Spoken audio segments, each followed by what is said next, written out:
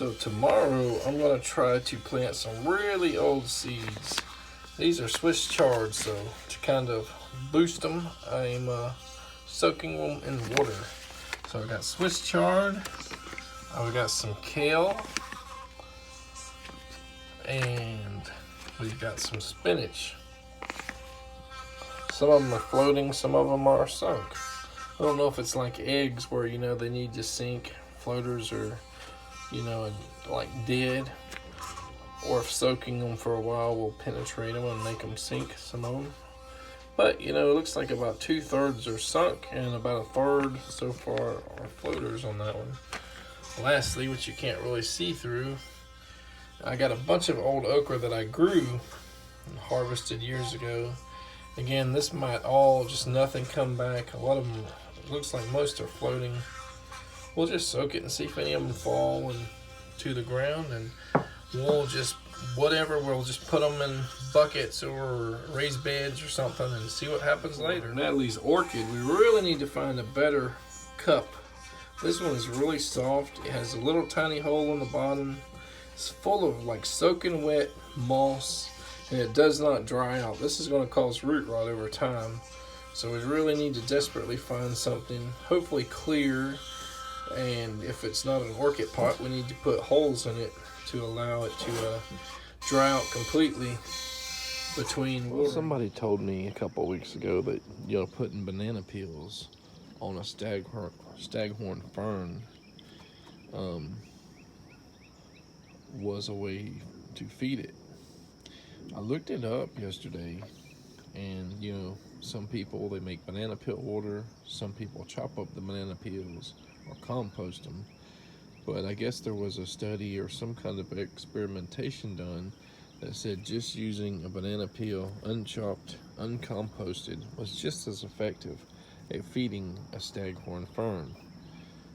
And you just plop it right here on the leaves, like that, I guess, something like that, and just let it compost down, and it gets all this potassium and magnesium and all these mineral and elements from it. So we'll see in the future, in a few weeks or however long it takes for this thing to eat this banana. Maybe it's like a carnivorous plant, except it eats banana peels instead of bugs. So most of the kale seeds, they drop down, so maybe they're good. We'll see. Let's look at the Swiss chard. Most of them are floating. I don't know what that means.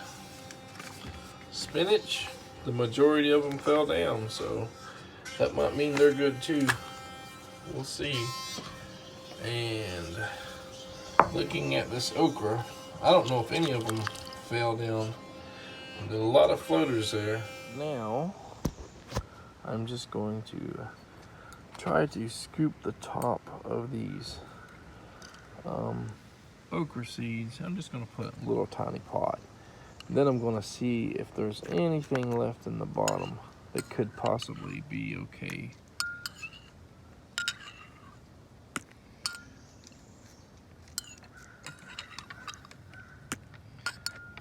Let me scoop from the bottom. I'm seeing there are a few at the bottom, maybe 10, 15 that may be viable. But I'm going to plant all of them just to see what happens. Maybe these guys are just dried out. And these were between 2015 and 2017, plantings and harvests. So they're pretty old. So I just put them in a slightly bigger pot and I just labeled it okra, with it's actually a grocery store bag. And I kind of use that as grafting tape too. Just use some scissors and make it a long little 2-inch or 3-inch strip. Put a little stake there to label it, and it was already soaking in water, so I just poured it over the top and then put a few, maybe a 1/4 or 1/2 inch of dirt on top of it. And we're going to set it to the side and see if we get any okra actually coming out from a 2014, 15, or 2015 to 2017 okra here. We have very limited area to plant seeds or tubers or anything here, because as you can see, we haven't really revitalized this space. We got old logs and stuff, need leaves and small sticks, and then top it off of topsoil or compost or potting soil or something. Probably need 3 or 4 truckloads to or cubic yards or whatever to do all the topping off, and not sure if I'm up to the physical task of doing it this year. I did find a small spot where I could put just a random sweet potato. It was kind of going bad, so it may or may not even produce any shoots, but it could shoot up this oak tree here that I was planning to cut down anyway. And over there I put some Swiss chard. And in this little area I put kale. Over in this other raised bed I put like 3 sweet potatoes that already had some starts coming off of them, as you can see. And way over there I put some spinach seeds. So I'm not expecting everything to come up. I've had bad luck with spinach, I've had bad luck with Swiss chard, I've had good luck with kale. It may even be too late in the year to do kale, I don't know. I think it's more of a winter. Most of these are winter, cold weather stuff, but we'll see. I mean, these are old seeds, old seeds, so if it comes up, fine. If it falls down because it gets 90 degrees or whatever, that's fine too, I guess. The rest of these cookie palm seeds I'm just going to put in the raised bed because I want to know where they're coming, where they're sprouting from. Hard to hold the bag and look at them. So they take several years to get some size on them. So in like 2 years, maybe I'll say, okay, there's some cookie palms. I can give them away or put them in an area where I don't think anybody's going to be foraging or something. Well, we brought the baby's plant here to plant, but we're going to do that some other day. It's getting to be a long and tiring morning, and everybody's thirsty, and they're going to be needing a nap or hungry. It's probably lunchtime or later now. Well, it's been a very chaotic morning. I am worn out. If anybody thinks about having kids 3 in a row, especially if you're older like us, they will wear you out. They will frustrate you, anger you. Yeah.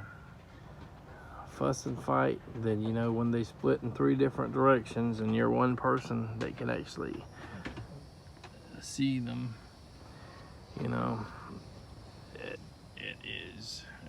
it's not always fun. The weekends here are not fun at all.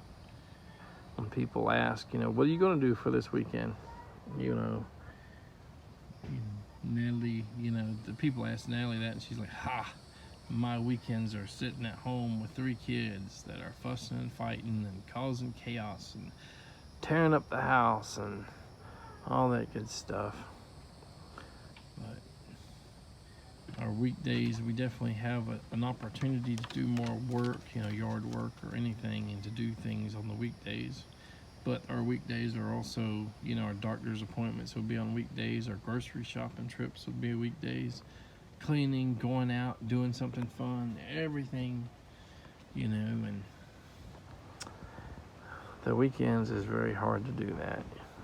We did manage to go to a plant show or sale a couple weeks ago, which was nice, but we made it there and had to turn right around because one of the kids said they had to go to the bathroom, and luckily we made it like right before closing, to come back and go to a grocery store. And then he decided he didn't have to go to the bathroom, and and when our oldest kid is out with his grandmother Grammy, he'll say, I gotta go poop, and he'll go every 15 or 30 minutes and not do anything. So I don't know if he's just nervous when he goes out or what, but you probably hear the chaos in the house. So I guess we're going to end this video here.